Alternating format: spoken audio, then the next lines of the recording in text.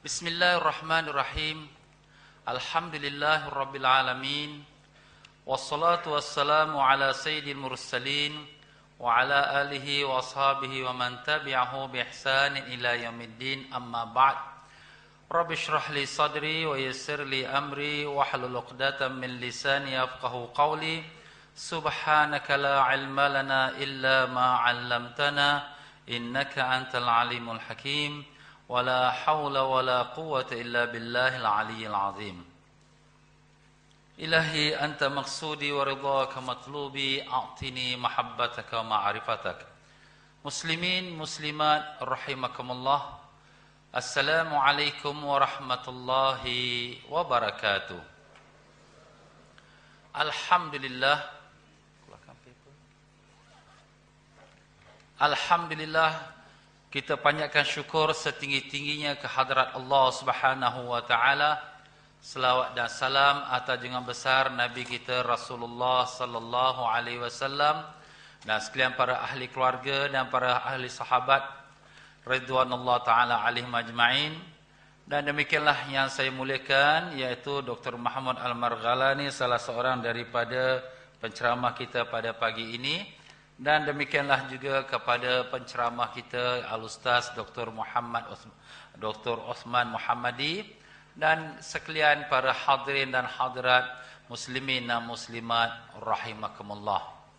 Saya ucapkan syabas tahniah kepada sekalian hadirin hadirat yang telah bersabar sepanjang 2 hari daripada semalam sampailah kepada hari ini dan sampai ke saat ini. Walaupun kita percaya tuan-tuan dan puan-puan mempunyai banyak tugas dan banyak juga urusan dan juga komitmen, tetapi tuan-tuan dan puan-puan telah melapangkan masa 2 hari suntuk untuk mengikuti akan seminar ini. Seminar mengukuh pegangan jalan yang selamat, iaitulah jalan Ahlus Sunnah wal Jamaah. InsyaAllah sekalian, penat lelah tuan-tuan dan puan-puan tidak akan disia-siakan oleh Allah Subhanahu wa taala, bahkan akan menjadi amalan-amalan yang soleh yang termaktub di sisi Allah untuk menjadi bekalan amalan kita di yaumul akhirat kelak. Amin amin ya rabbal alamin. Tuan-tuan dan puan-puan rahimakumullah, sebagai tuan rumah, sebagaimana tuan-tuan sedia maklum bahawa tuan rumah selalu dia mengambil bahagian yang terakhir, maka saya harap dengan keadaan masa kita selepas 5 kertas kerja yang telah dibentangkan, 3 waktu hari semalam, 2 pada hari ini, mudah-mudahan tuan-tuan masih lagi bertenaga untuk mendengarkan kertas kerja yang terakhir ini. Tetapi andai kata kalau tuan-tuan dan puan-puan dah keletihan, maka jangan susah hati. InsyaAllah saya tidak akan terlalu memanjangkan perbicaraan saya. Akan saya cuba seberapa boleh untuk perbicaraan ini dimudahkan supaya dapat kita memahami dengan sebaik mungkin insyaAllah. Saya serahkan kata-kata dan perkataan yang akan saya sampaikan kepada Allah Subhanahu wa taala dengan mohon taufik dan inayah daripadanya, kerana saya sebagai hamba yang fakir, yang hina, adalah sangat lemah untuk nak menyampaikan walau sepatah 2 kata sekalipun, apatah lagi dalam untuk menyampaikan satu ceramah yang bertajuk apakah perlu kita bermazhab. Maknanya di sini satu soalan yang sangat-sangat penting yang memerlukan jawapan kepada setiap individu muslim. Apakah perlu kita bermazhab di dalam setiap amalan kita, daripada ibadat kita, akidah kita dan pegangan kita seluruhnya. Ya muslimin dan muslimat rahimakumullah, kertas kerja saya itu terletak pada bahagian yang kedua, kertas kerja yang kedua.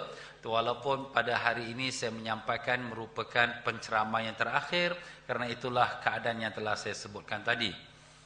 Ya, di dalam sebagaimana kita semua sedia maklum bahawa Allah Subhanahu wa taala telah menggambarkan kepada kita tujuan asalnya kenapa kita manusia dijadikan oleh Allah Subhanahu wa taala, sebagaimana dalam firman-Nya, a'udzubillahi minasyaitonirrajim, wa ma khalaqtul jinna wal insa illa liya'budun. Tidak aku jadikan jin dan manusia itu melainkan hanya untuk beribadah kepadaku. Jadi dalam arti katanya lain, bahawa manusia ini adalah sebagaimana makhluk yang Allah jadikan dengan tujuannya supaya kita beribadah. ibadah kepada Allah SWT merangkumi daripada i'tiqad kita dan juga daripada segi akhlak peribadi kita. Jadi kalau i'tiqad itu kita boleh katakan dalam bab akidah, bab tauhid, dan kalau dalam segi ibadat zahiriah kita iaitu syariah, iaitu dalam bidang fikih, dan juga daripada i'tiqad ataupun ibadah kita secara batin. Ibadah kita secara batin atau kita namakan tu dalam bab akhlak batin ataupun namanya tasawuf. Jadi pokok kata tiga perkara ini daripada akidah, fikih dan tasawuf adalah merupakan satu tuntutan Allah Subhanahu Wa Taala kepada setiap hamba yang beriman. Termasuklah kita semua tuan-tuan dan puan-puan rahimakumullah ya. Jadi kalau sekira kita diperintahkan untuk beribadah, bagaimana kita nak melaksanakannya? Dan etikad kita bagaimana nak kita perlakukannya? Itulah yang telah Allah Ta'ala utuskan kepada kita para Nabi dan Rasul. Dan terakhir sekali dengan khataman Nabiyin Rasulullah Sallallahu Alaihi Wasallam. Allah berfirman, A'udzubillahi minasyaitanir rajim. Kama arsalna fiikum rasulan minkum yatlu alaikum ayatina wa yuzakkikum wa yu'allimukumul kitaba wal hikmah wa yu'allimukum ma lam takunu ta'lamun. Yang artinya, sebagaimana nikmat yang Allah Ta'ala beri kepada kita, iaitu dapat berkiblat kepada Kaabah, samalah seperti nikmat yang Allah Ta'ala mengutuskan kepada kamu seorang Rasul dari kalangan kamu, iaitu Nabi kita Rasulullah Sallallahu Alaihi Wasallam, yang membacakan ayat-ayat kami kepada kamu dan membersihkan kamu daripada amalan-amalan syirik dan maksiat, dan yang mengajarkan kamu dengan kandungan Al-Quran serta hikmah kebijaksanaan, dan mengajarkan kamu apa yang kamu belum mengetahuinya. Daripada ayat ini Allah Subhanahu Wa Taala menegaskan bahawa utusan Nabi kita Rasulullah Sallallahu Alaihi Wasallam ialah untuk bersihkan kita daripada sekalian maksiat zahir dan batin, termasuklah maksiat iaitu percanggahan akidah. Maka Nabi Sallallahu Alaihi Wasallam mengajarkan kita bagaimana tauhid kepada Allah dengan sebenarnya, dan Nabi Sallallahu Alaihi Wasallam mengajarkan kita bagaimana syariat yang telah dikehendaki oleh Allah, dan Nabi Sallallahu Alaihi Wasallam mengajarkan kita bagaimana kita nak memperbaiki akhlak batiniyah kita, ataupun kita mengatakan bahagian hati kita, rohani kita. Maka itulah dia antara tugas yang telah diwajibkan Allah kepada Nabi kita Rasulullah Sallallahu Alaihi Wasallam. Jadi dengan itu alim-alim ulama sebagaimana kita sedia maklum bahawa mereka telah pun menjalankan apa yang telah dilakukan oleh Nabi kita Rasulullah Sallallahu Alaihi Wasallam. Sebagaimana kita sedia mengetahui bahawa para alim-alim ulama daripada golongan para sahabat-sahabat dan juga para alim-alim ulama daripada golongan tabi'in, mereka telah melaksanakan apa yang telah dilaksanakan oleh Nabi Sallallahu Alaihi Wasallam, dan apa yang telah dilakukan oleh para alim-alim ulama itu tidak ada yang mengingkarinya. Begitulah sebagaimana kita semua telah mengetahuinya. Namun sebagaimana kita mengetahui, selepas beberapa kurun yang lama timbullah beberapa fahaman-fahaman yang agak mungkin percanggahan yang berlaku, iaitu fahaman yang mengatakan marilah kita mengambil langsung daripada sunnah Rasulullah Sallallahu Alaihi Wasallam dan marilah kita berpegang terus kepada Al-Quran, ya. Maka di sini tuan-tuan dan puan-puan, kita merasakan satu fahaman yang agak mungkin ada benarnya pula kalau kita lihat pegangan orang Islam ialah daripada Al-Quran dan Sunnah. Demikianlah juga kalau sekiranya saya waktu pulang daripada Madinah, baru-baru balik pada Madinah pada tahun 80-an, saya pun begitulah merasakan kita perlu kembali pada Al-Quran, perlu kembali pada Sunnah, ajaran Nabi Sallallahu Alaihi Wasallam.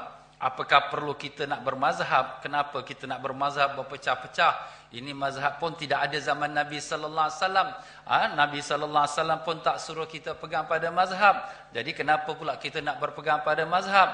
Jadi dengan slogan yang mengatakan marilah kita kembali pada Al-Quran dan Sunnah, tidak perlu kita berpegang kepada mazhab ulama, ini pun merupakan ada kebenaran juga kalau ikut pada fahaman yang mudah. Kenapa kita nak ikut ulama-ulama? Ulama-ulama ni kan manusia.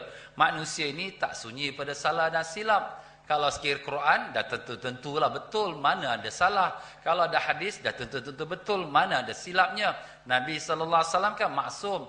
Tapi kalau selagi nama manusia, walaupun dia ulama pun, dia tidak maksum. Dia tidak terpelihara daripada kesilapan. Inilah fahaman yang saya pun terfikir